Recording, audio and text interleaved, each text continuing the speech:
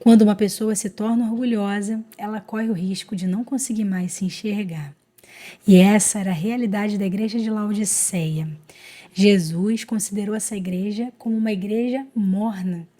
Todo aquele fingimento dela estava provocando náuseas em Jesus, ou seja, ele estava a ponto de vomitar aqueles crentes. Ele exigiu dessa igreja arrependimento e mudança em relação às suas ações diante de Deus. Bem, é sobre isso que eu vou tratar nesse vídeo. Está em Apocalipse capítulo 3, versículos de 14 a 22. Qual era o contexto espiritual e histórico dessa igreja, né? Laodiceia era uma cidade rica e autossuficiente, conhecida por seu comércio de lã preta e produção de colírio medicinal. Preste atenção nisso, porque tem tudo a ver com o que Jesus vai falar no final do texto. A igreja ali era caracterizada pela complacência e falta de compromisso com Deus, refletindo a prosperidade material da cidade. Então aqui nós vemos um problema. Essa igreja não tinha compromisso com Deus. Como que isso é possível? Exatamente porque dificilmente um rico vai entrar no reino dos céus. Quem disse isso foi Jesus. Quando uma pessoa ela não sente necessidade de bens materiais, ela acaba achando que também não precisa de Deus. Ela perde a dependência de Deus. Então isso acaba sendo um risco para que ela não tenha mais compromisso com Deus. Vamos ver os pontos importantes. O texto fala sobre tibieza espiritual. Jesus critica a igreja por ser morna, nem quente nem fria.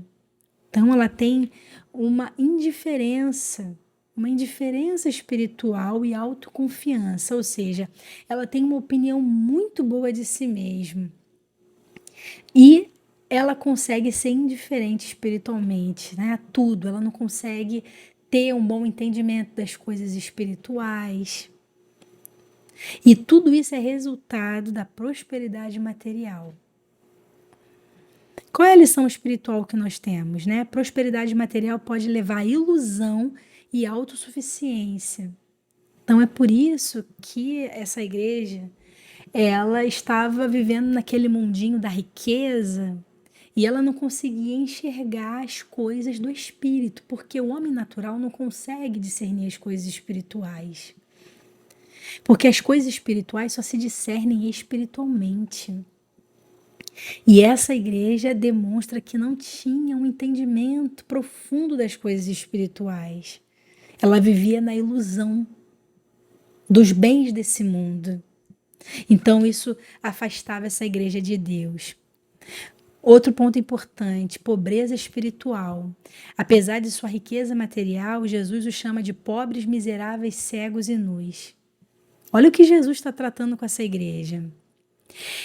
Eles precisavam de riquezas espirituais, ou seja, ouro refinado. Esse ouro refinado é a sabedoria que vem de Deus, que é mais preciosa do que a prata, do que o ouro, do que qualquer joia, do que qualquer riqueza. Essa sabedoria adquirida pela fé é o que faz a diferença na vida do crente. E isso é considerado como a maior riqueza. A lição espiritual é que nenhuma riqueza material não substitui a riqueza espiritual. Nós precisamos buscar os tesouros celestiais, né? As coisas que estão no céu. Não as coisas daqui da terra, que vai perecer tudo isso aqui, mas as coisas do céu, elas não perecem. Elas vão ficar na nossa vida para sempre, por toda a eternidade. Então Jesus está tratando com ela que ela está botando foco nas coisas erradas. Então o Senhor ele diz que essa igreja precisa comprar dele as coisas necessárias para a vida espiritual. E também convida a abrir a porta do coração para que ele possa entrar, pois ele está do lado de fora, batendo. Jesus disse a essa igreja: eis que estou à porta e bato.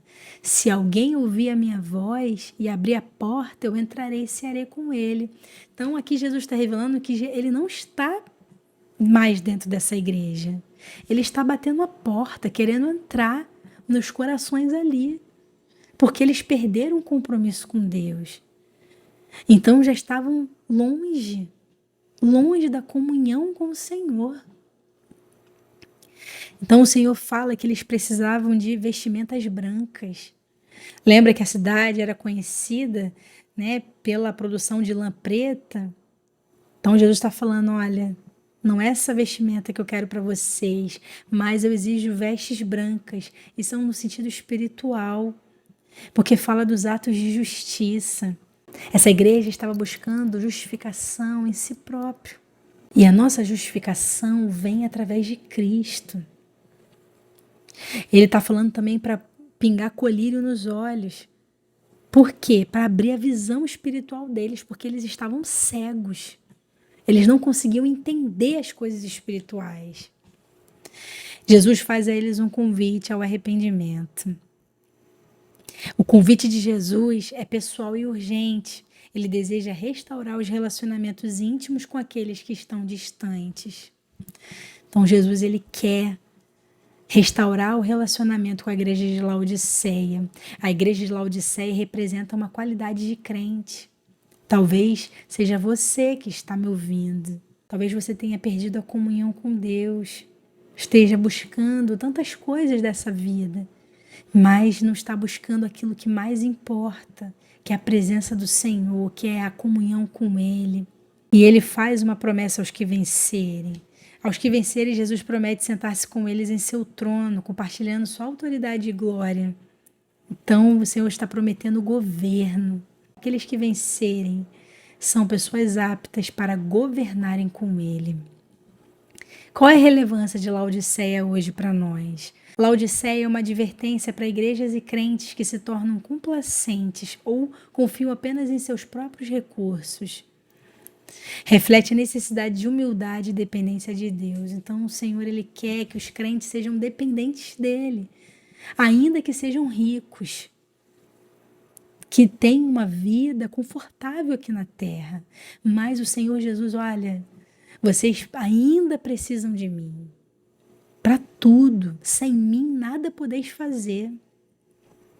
Então, a riqueza, ela não pode tornar os crentes soberbos, orgulhosos, mas sim humildes e sempre dependentes do Senhor. Então, essas são as lições importantes da igreja de Laodiceia a nós. Que nunca venhamos a perder o foco, mesmo que a realidade de muitos crentes, né, seja uma realidade como a igreja de Laodiceia, viva de uma forma muito confortável, mas esteja atento com aquilo que Jesus disse. Olha, dificilmente um rico vai entrar no reino dos céus, porque o rico constantemente ele está buscando as coisas daqui da terra. Se torna muito difícil ele buscar as riquezas espirituais, porque isso vai exigir dele o quê? Renúncia.